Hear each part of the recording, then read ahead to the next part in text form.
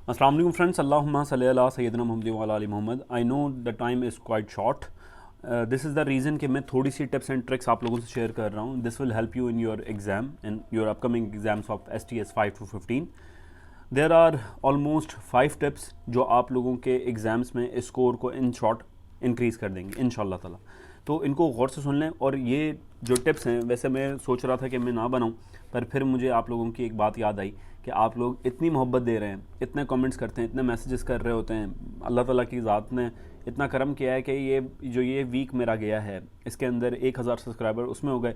और अल्हम्दुलिल्लाह चलें, एक चैलेंज दे देता हूँ आप लोगों को। अगर इस वीडियो पे 100 के लाइक्स आ गए और सब्सक्रिप्शंस आ गई तो आप लोगों के लिए एक और सरप्राइज़ इंशाल्लाह ताला तैयार होगा। वैसे एक छोटी सी मैं आप लोगों को और बात बताऊं कि आज भी हमारी डेली तकरीबन आज 3 क्लासेस हैं।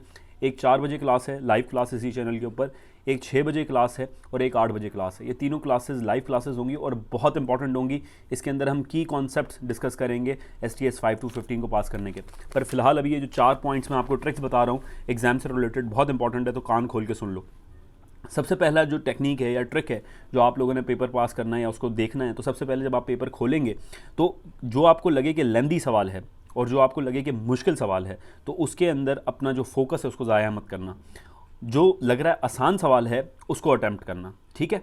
ये पूरा पेपर करने के बाद फिर जो तुम्हें मुश्किल लगे उसके लिए कुछ टाइम निकाल के उसको सॉल्व करना। क्योंकि अगर टाइम मैनेजमेंट या टाइम डिवीजन की बात करते हो तुम, तो तकरीबन तुम्हारे पास 1 मिनट होगा एक सवाल को सॉल्व करने के लिए, ठीक है, या उससे भी कम शायद मिनट हो।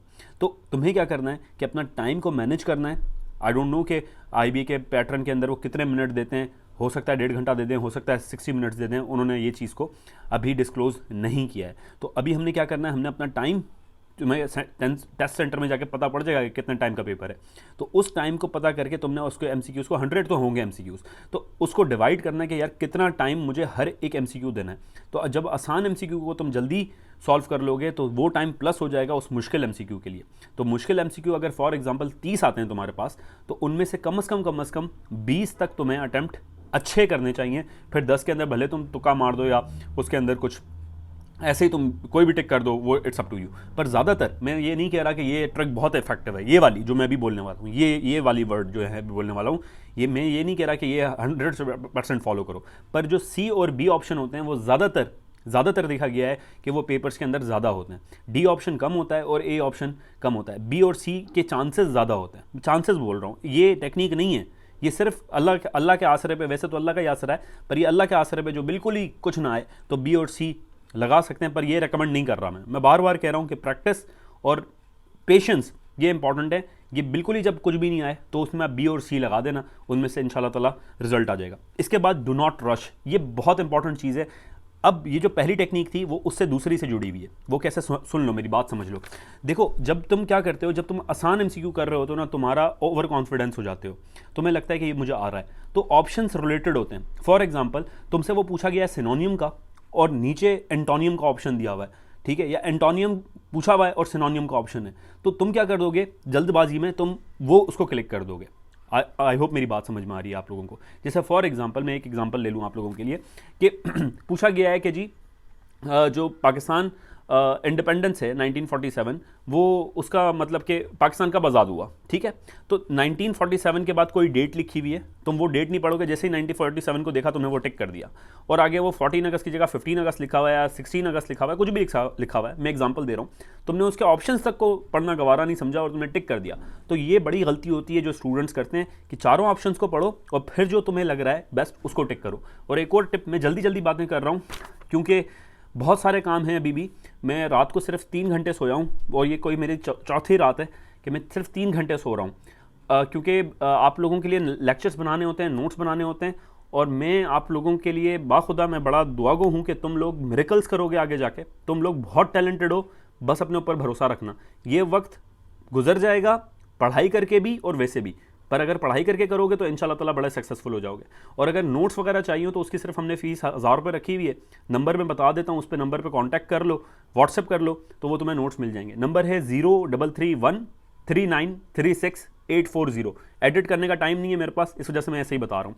तो हम बात कर रहे थे डू नॉट रश की, तो रश नहीं करना आपने, जल्दी करके उसको गलत नहीं कर देना। और एक और टिप मैं बता दूँ आप लोगों को कि आपने सही आंसर नहीं ढूंढना, आपने गलत आंसर ढूंढना है। उसकी वजह यह है कि आपके पास 4 ऑप्शंस होते हैं। व्हाट इट मीन्स कि आपके पास 25% प्रोबेबिलिटी है that you will get a correct answer, but the thing is if you choose a wrong one the probability become more, कि 75% आपकी प्रोबेबिलिटी हो जाती है कि आप करेक्ट हो। अगर 2 आपने निकाल दिए तो 50% हो जाती है। तो जितने आप गलत आंसर्स निकाल दोगे तो प्रोबेबिलिटी उतनी बढ़ जाएगी कि तुम्हारा आंसर सही होगा।